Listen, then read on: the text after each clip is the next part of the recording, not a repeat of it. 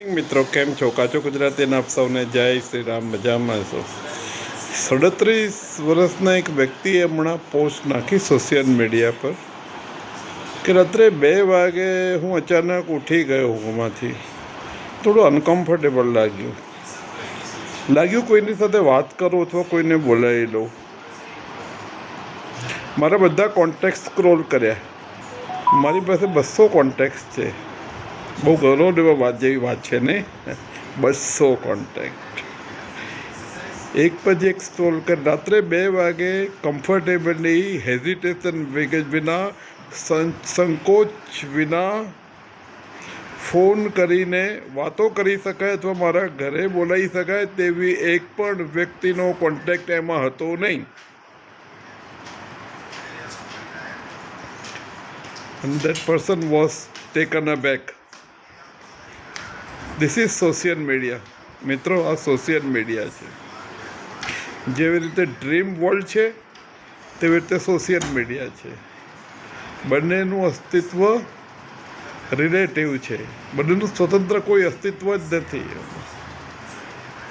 ચલો 37 વર્ષના વ્યક્તિની વાત છોડો. 28 વર્ષનો એક યુવાન છોકરો જે સોશિયલ મીડિયા પર ખૂબ એક્ટિવ હતો, જેના 28 લાખ યુટ્યુબમાં ફોલોવર હતા, બીજા બધા સોશિયલ મીડિયા એકાઉન્ટ્સમાં જુદા. 28 તક તો ખાલી યુટ્યુબમાં હતા. કેટલાક કરોડો રૂપિયો કમાયો હશે એ માણસ,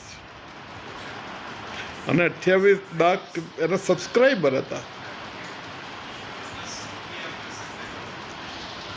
એને બી લગભગ રાત્રે 2 વાગે એવું લાગ્યું કોઈની સાથે વાત કરવી છે, અનકમ્ફર્ટેબલ ફીલ થાય છે, જિંદગીનો શું અર્થ છે, એવા બધા વિચારો આવવા માંડ્યા એને.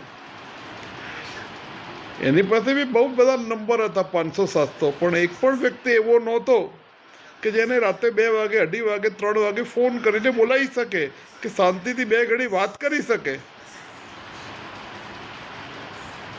એ પોતાની ગાડી લઈને નીકળી ગયો 150ની સ્પીડ પર, અને એને સોશિયલ એકાઉન્ટ એનું ચાલુ રાખ્યું. લાખો લોકો એને જોતા હતા, અને પછી 150ની સ્પીડમાં એણે સ્ટીયરિંગ ફેરવી નાખ્યું અને બહુ મેજર એક્સિડન્ટ થયો. અત્યારે જીવન અને મરણની વચ્ચે ઝોલા ખાય છે એ યુવાન. સોશિયલ મીડિયા શું છે મિત્રો? હવે એજ્યુકેશન પર્પઝથી, મેડિકલની કોઈ ઇન્ફોર્મેશન માટે, એનાલિસિસ પર્પઝથી, જીઓ પોલિટિક્સ કે કોઈ ન્યૂઝ કે, એ બરાબર છે. પણ જ્યારે હદથી પાર થાય છે ત્યારે આવી દશા થાય છે.